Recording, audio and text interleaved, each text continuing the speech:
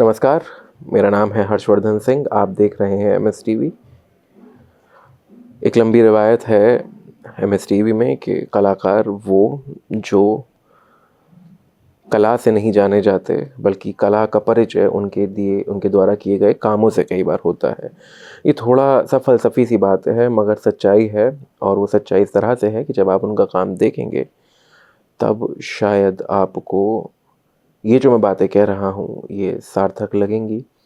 और साथ ही साथ हमारा जो प्रयास है वो यह है कि भारत की वो सारी कलाएं जो विलुप्त, तो खैर मैं लफ्ज़ इस्तेमाल नहीं करूँगा, जो शायद उतनी मकबूल अभी वर्तमान परिस्थितियों में नहीं हैं जितनी एक समय में थीं, और या फिर जितनी वो होनी चाहिए, जो उन विधाओं के लिए काम करते हैं, ऐसे माइस्ट्रोस को हम आपके समक्ष लेकर आते हैं, या फिर उनके साथ हम लोग होते हैं, उनसे बातें करते हैं। आज मेरा सौभाग्य है कि इस स्टूडियो में हमारे साथ मौजूद हैं। मैं, ताकि कोई त्रुटि ना हो नाम में, बड़े लोगों का नाम तो पढ़ के मैं यहाँ से बोलता हूँ, पंडित चरण गिरधर चांद जी की। जयपुर घराना, कथक, 8वीं पीढ़ी, सिंगापुर में प्रवास, और उसके अलावा न जाने कितने कीर्तिमान, कितने अकादमी अवार्ड और कितनी सारी ऐसी चीज़ें जो कि दीवारों पर भी लगाई जाती हैं, कई बार यहाँ पर भी लगाई जाती हैं, और उसके साथ साथ कंधों पर जिम्मेदारी के तौर पर भी लेकर उनको घूमा जाता है, ताकि आने वाले समय में विस्तार हो सके उस कला का, जिसकी वजह से आज वो जहाँ हैं वहाँ हैं। बहुत बहुत स्वागत पंडित जी। नमस्कार। पंडित जी, सबसे पहले तो मैं आपका संक्षिप्त परिचय, अगर हम कथक हटा देते हैं तो वो कैसे, कि जन्म कहाँ हुआ, एकदम प्रारंभिक सारी शिक्षा, और उसके बाद फिर कैसे नृत्य उसमें कैसे जुड़ा हो, खास करके कथक। जन्म मेरा जयपुर का है, 19 सितंबर 1947। 47। जी जी जी। जी। और मेरा जो जन्म है वो कथक घराने की जो पीढ़ी दर पीढ़ी चली आ रही है, उसमें मैं 8वीं पीढ़ी का सीधा कलाकार और वंशज हूँ। अच्छा। जी।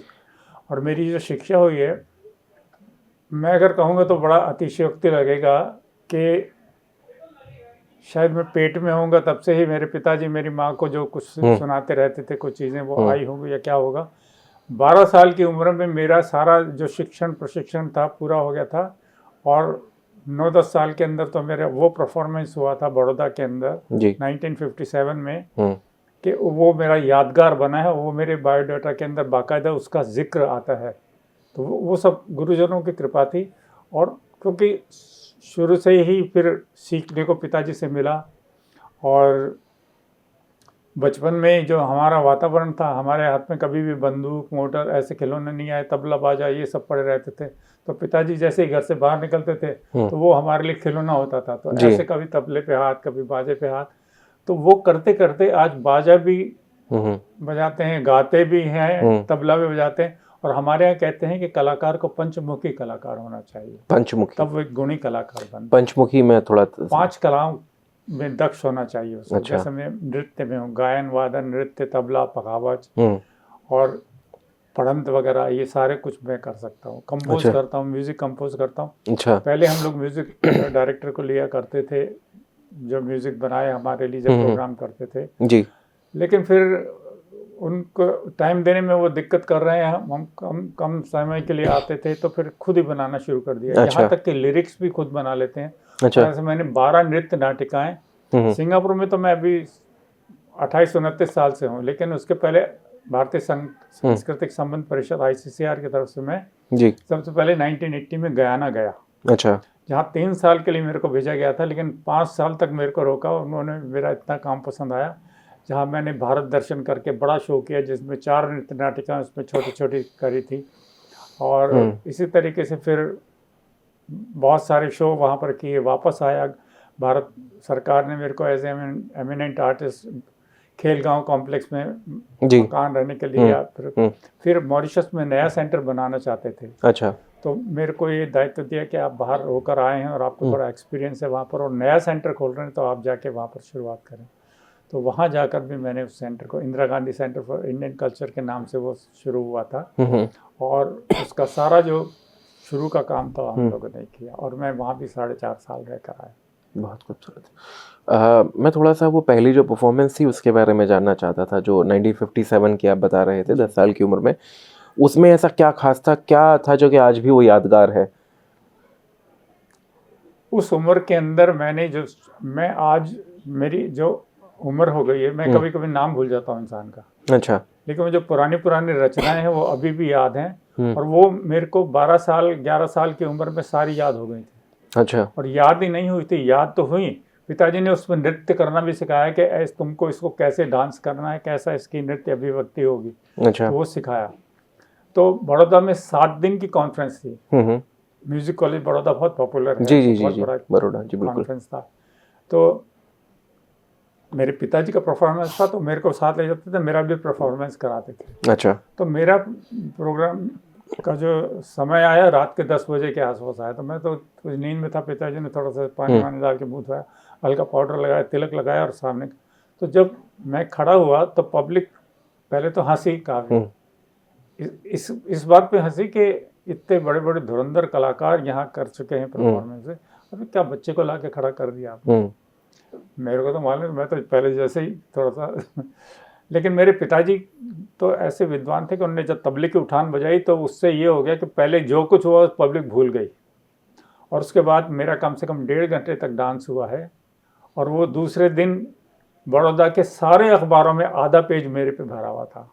10 साल के बच्चे ने जो परफॉर्मेंस, और उसमें मैंने इतनी बड़ी बड़ी चीज़ें, जो गेंद खेलत हिरत फिरत करत छल बल कार दय में कूद गए, मार गोता नाग जी के पास जब तब पहुँच गए, नागन्यों से कहने लागे उठाओ नाग देव को, नागनी चमक उठी तुम बाल गोपाल लाला हमको आता है तरस। तो हंसते हंसते कृष्ण बोले नागनाथन आए में, नाग जी जब उठ के देखे क्रोध से मारी फुकार, सननन फूंकार की जब गूंज ध्वनि जा गई, कृष्ण जी जब नील वर्णन भय लगे दो युद्ध करने, झटक झट झट पटक पट पट नाग जी को नाथ ली, नाथ से जब खींच कर ले आए जमुना धार में, फन ननन पर चरण नंदन नद नद दिग्ध तन तत्थई तरण तत्थई नृत तत् तत् करन लागे, सांवरे गोपाल लाला थर नागनीय कांप उठ, चरण नंदन पर प्रभु के विनत कर कहने लगे, अबो जानो तुम कृष्ण अवतार प्रभु जी हमको देव सुहाग ला, नागिनियों की टेर सुनकर नाग जी को दे दी,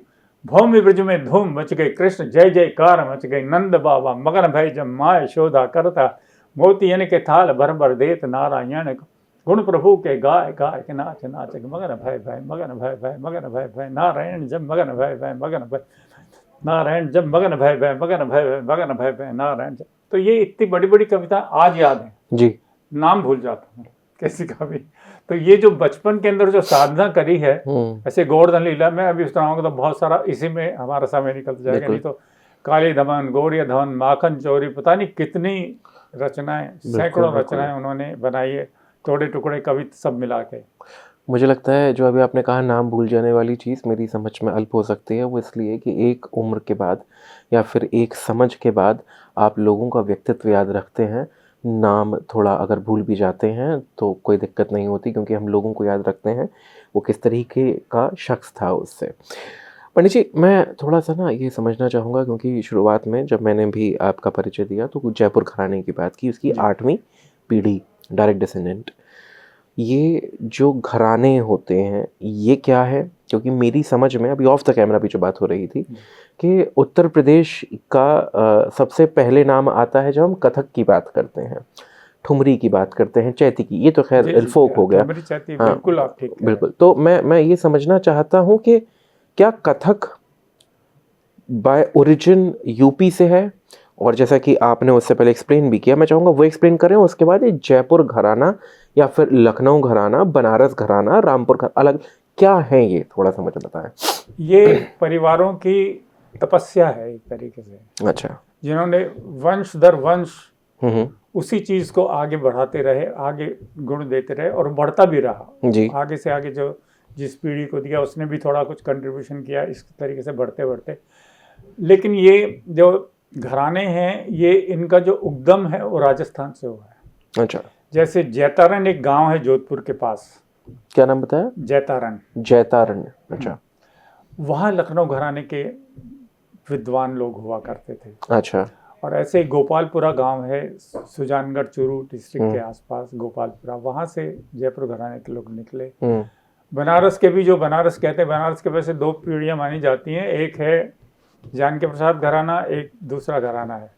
तो जानकी प्रसाद घराना वो भी राजस्थान से निकला है। अच्छा। महाराज कृष्णा कुमार जी वगैरह जो उसके बड़ा विद्वान हुए, जो पद्मश्री भी मिला उनको, वो सब राजस्थान से निकले। राजस्थानी बोली बोलते हैं सब, लेकिन क्योंकि अपनी कुछ समय वहाँ जाके रह गए तो इस तरीके से उन्होंने और वहीं के हो गए, जिसके दरबार में गए एंसेस्टर्स वहीं के। फिर ये सारे के सारे विद्वान कई बार इकट्ठे भी होते थे। अच्छा। जैसे रायगढ़ महाराज के हैं, ये सारे रायगढ़ महाराज एक ऐसे महाराज हुए थे जिन्होंने सारे घराने के लोगों को अपने पास बुलाया था। जयपुर घराना, लखनऊ घराना, बनारस घराना तब बाद में स्टेब्लिश, क्योंकि बनारस घराना जो जानकी प्रसाद जी का फर्क है, लेकिन एक और सितारा देवी जी का जो घराना, वो दोनों घरानों से मिक्स होकर भी बनता है। अच्छा। तो इस प्रकार से उसकी 2 शाखाएं थी। अच्छा। और अभी बाद में फिर अभी रायगढ़ घराना भी अभी आजकल स्थापित हो रहा है। अच्छा।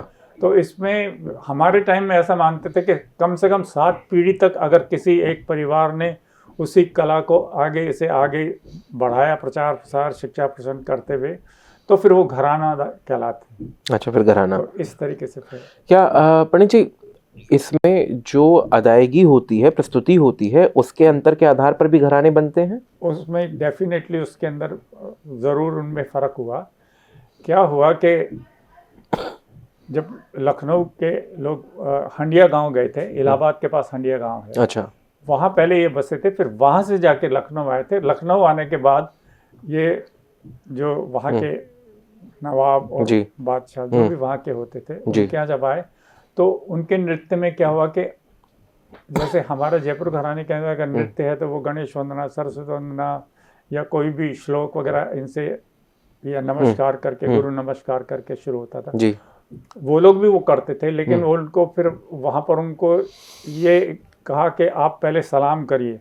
तो वो फिर सलामी जो शब्द कथक में आता है, वो सलामी वहाँ से आता है। वो अच्छा, वो सलामी करके नृत्य करते थे। बाद में उन्होंने भी कवित्व छंद वगैरह सारे करते हैं जी, लेकिन वहाँ पर नज़ाकत और नफासत काफ़ी आई। नज़ाकत और नफासत जी, लखनऊ को उसका शहर कहा जाता है। मैं पंडित जी, आप क्योंकि मेरे सामने बैठे हैं, तो क्या आप अभी कोई प्रत्यक्ष रूप से कोई ऐसी मुद्रा, अगर मैं गुस्ताखी माफ़, कोई ऐसी मुद्रा जो बता सकें कि ये जयपुर घराने में ये मुद्रा इस तरह से होती है, और वहीं अगर लखनऊ की बात करते हैं तो नज़ाकत और नफासत, और या फिर जिस जो अपेक्षा थी वहाँ पर उस समय के दरबार की, उसकी वजह से ये बदल गई? कुछ अभी जहन में आता है ऐसा? ऐसा मुद्राओं का नहीं है, क्योंकि मुद्रा हमारी जो तत्कार है, ता थे तत आ थे तत, सेम आपको जयपुर घराने में मिलेगी, सेम आपको लखनऊ में मिलेगी, सेम बनारस में मिलेगी, सेम दूसरे घरानों में मिलेगी। अच्छा, वो जो बेसिक है वो कहीं नहीं बदला है। लेकिन उसमें जैसे गजल पे भी डांस करना आया लखनऊ में। हमारा राजस्थान का क्या हो, पालन पोषण जो हुआ या तो हिंदू राजाओं में हुआ या फिर मंदिरों में हुआ। जी जी जी जी। तो इसकी वजह से उसमें वीर रस भी आता था, उसमें श्रृंगार रस भी आता था। तो भक्ति, जैसे मीराबाई की भक्ति है, सूरदास की भक्ति है, इस किस्म की चीजें आती थी।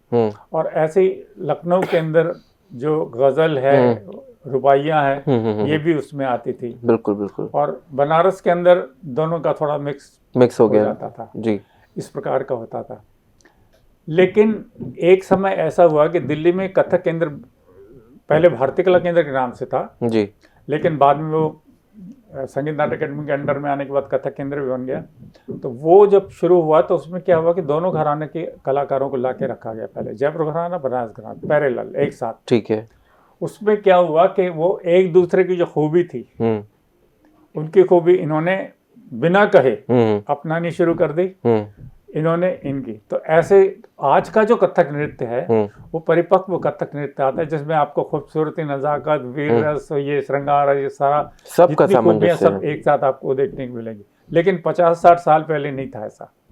50-60 साल पहले उनका बहुत कम, मतलब बहुत खूबसूरत करते थे, लेकिन बहुत धीरे धीरे करते थे। और इधर पूरा वीर रस, धागा धागा इस किस्म से जो एक एटमॉस्फेयर आज सारा है। पहले लखनऊ घराने के अंदर कहते कि ये तत्कार को पाँव पटकना है, ये क्या चीज़ है, डांस नहीं है, चक्कर कोई चीज नहीं।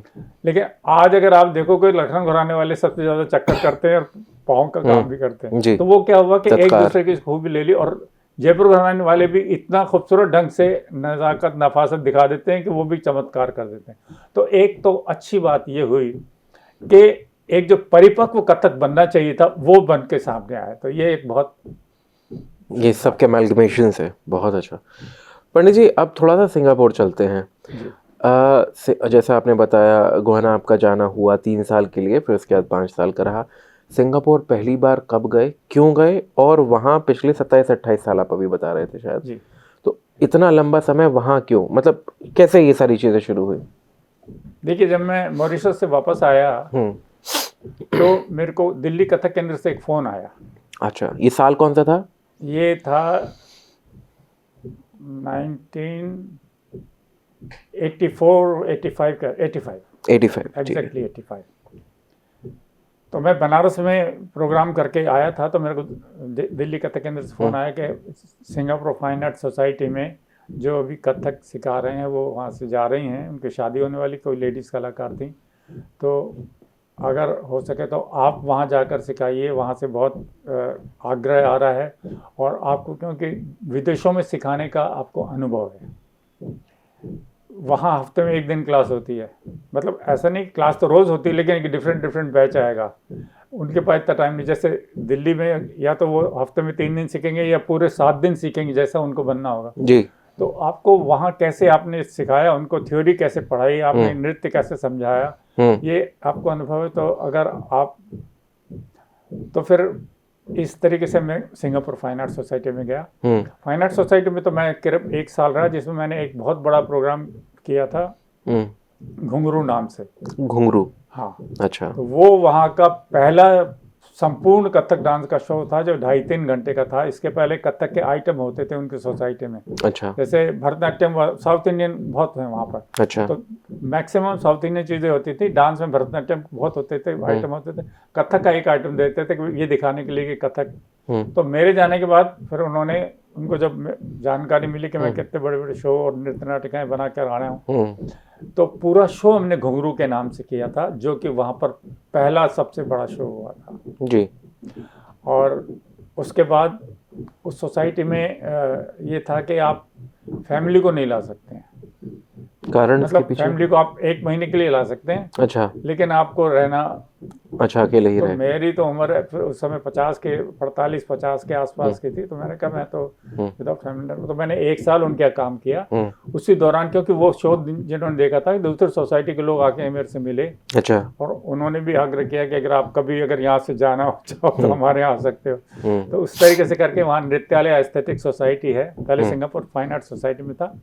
नृत्यालय एस्थेटिक सोसाइटी वालों के पास मैंने गया और उन्होंने 1 साल में मेरे को PR भी दिया, मेरी परिवार को भी आने के लिए, जैसा भी चाहते हो आप बुला। तो मेरी वाइफ को वहाँ जी PR मिला। तो इस तरीके से मैंने 15 साल उनके साथ काम किया। फिर मैंने उनसे पूछ के ही अपना खुद का भी कुछ चलाया, जिसमें मैंने training and performing art centre बनाया, जिसमें एग्ज़ाम भी हम भारत के कराते हैं, प्राचीन कला केंद्र के, और एक ग्लोबल इवेंट ऑर्गेनाइजेशन भी बनाई, जिसके थ्रू हम वर्कशॉप और सेमिनार ये सब करते हैं। तो वहाँ इतने बड़े बड़े शो किए कि वहाँ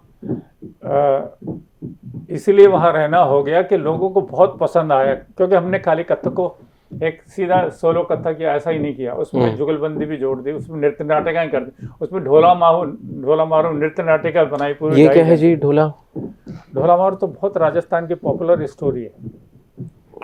थोड़ा सा मुझे बताएं इसके बारे में। ये तिलस्मी जिस किस्म की बड़ी स्टोरी है, वो कभी आप पुस्तक भी पढ़ोगे तो उसमें एक राजा का बेटा होता है, एक किसी दूसरे राज्य की बेटी होती है, दोनों बचपन में पहले शादी कर देते हैं उनकी, लेकिन गोना जैसे नहीं होता, जी। ऐसा था। जब बड़े हुए तो राजा का लड़का तो कोई दूसरे से शादी कर ली। तो फिर वो जो पहले राजा थे उनने कहा भाई हम तो कुछ अभी कर नहीं सकते। तो धीरे धीरे वो स्टोरी में बड़े ट्विस्ट आते हैं। अच्छा। तो वो कैसे बचपन से बड़ी होती है, फिर वो उनको ध्यान देती है, धीरे धीरे फिर वो वापस कन्वर्ट होता है और आ जाता है। अच्छा। और इसमें शिव जी भी आते हैं, पार्वती जी भी आते हैं, कहीं कोई जादूगरी आती है, कहीं एक तिलस्मी जैसा एक। अच्छा। तो इसको करने के लिए मैंने और मेरे जो सीनियर स्टूडेंट हैं मेरे साथ आज हम जयपुर गए। जयपुर से हमने बाकायदा जयपुर में उनकी ड्रेसें बनवाई, जयपुर से हमने ऑर्नामेंट्स ली जो जयपुर की, और फिर उस समय जो सचिव थे कला संस्कृति के तिलक ललित जी थे, अच्छा, उनसे हमने स्लाइड्स ली जयपुर की, अच्छा, दोहरे की स्लाइड है, कैसे ऊँट जा रहे कैसे, ऐसे करके जो हमने वो शो पेश किया, तो आप यकीन करिए कि वो वहाँ के सबसे बड़े हॉल में हमने किया था, जिसकी में 1700 सीट थी। अच्छा, तो उसमें क्या है कि फॉरेनर भी बहुत आए थे। शो के बाद एक दिन का हमारा छुट्टी थी, क्योंकि कई 3-4 महीने तक जी जी जी, बिल्कुल बिल्कुल बिल्कुल। उसके बाद देखा तो एक 10-15 जनों का ग्रुप आया, जो कि सारे फॉरेनर थे, कोई रशियन थे, कोई ऐसे, उनका कोई ग्रुप था। वो सब आए, बोले हमें आपसे डांस सीखना है। और फिर इस तरह से और इस तरीके से फॉरेनर भी उसमें आए सीखे। साउथ इंडियन तो बहुत ही शागिर्द थी नॉर्थ इंडियन के अलावा। तो इस तरीके से वहाँ हर साल हम एक बड़ा प्रोग्राम करते रहे। अभी भी हमने बहुत सारे प्रोग्राम किए हैं वहाँ पर। और अभी आने वाले नाम से अभी आने वाले समय में पंडित जी यहाँ भारत में कोई प्रोग्राम है आपका? अभी देखिए, अभी पिछले साल तो अभी करके गए हैं, अमृत अवार्ड मिला संगीत नाटक अकेडमी। जी जी जी, बिल्कुल। उसके बाद उन्होंने मेघदूत जो उनका है, वो हमारे परफॉर्मेंस के सबको वैसे टाइम दिया था, लेकिन जिसने एग्री किया कि हम करेंगे, तो मैंने भी उसमें 20 मिनट का प्रोग्राम किया। अब नेक्स्ट ईयर हम प्लान करेंगे इंडिया में भी और सिंगापुर में भी। और ये मेरे ख्याल से संयोग ही है कि नीचे हम यहाँ आपसे बैठ के बात कर रहे हैं, मतलब हम लोग आपस में, और ऊपर हम इस स्टूडियो से ऊपर कथक की ही क्लासेस चल रही हैं। अरे वाह! और ये जो आपको आवाज़ आ रही है, जो शायद मेरे ख्याल से इन पे ना एक माइक्स पे सप्रेसर की वजह से, ये कथक की ही क्लासेस चल रही है और बच्चे कथक ही सीख रहे हैं। कौन सिखाते हैं? यहाँ पे फैकल्टीज़ हैं, वो सिखाते हैं कथक। तो स्टूडियो में वही चल रहा है, इसलिए वो तत्कार जिसके लिए कहते हैं पाँव पटकना, जिसको एक समय में कहा जाता था, वही पाँव पटके जा रहे हैं ताकि आगे फिर कोई और तिलिस्म गढ़ा जा सके। पंडित जी, बहुत ही खूबसूरत आपसे ये पूरी बातचीत रही। मैं और भी ज़्यादा करना चाहता हूँ, वक्त की थोड़ा सा कंस्ट्रेंट है, क्योंकि आजकल हर एक एपिसोड का एक कुछ टाइमलाइन सेट हो जाता है, क्योंकि हमारी जो अटेंशन स्पैन है बड़ा कम हो चुका है। उस लिहाज से बहुत बहुत धन्यवाद आपका कि आप आए, आपने बातचीत की, और जिस तरीके से आपने सारी चीज़ें एक्सप्लेन की और बताई कि घरानों का अंतर, और क्यों किसी घराने में या किसी भी आर्ट फॉर्म में क्या चीज़ जुड़ती जाती है, कि किस तरह से जब लखनऊ में आए तो सलामी क्यों दी गई, क्या उसके कल्चरल वैल्यूज़ थे, किस तरह से क्या बदला, और आज का जो कथक हम देखते हैं किस तरह से वो पूर्ण परिपक्व है। बिल्कुल वो कथक है। बहुत बहुत धन्यवाद उसके लिए पंडित जी। थैंक यू सो मच, मुझे भी बहुत अच्छा लगा। बहुत बहुत धन्यवाद। सबको नमस्कार।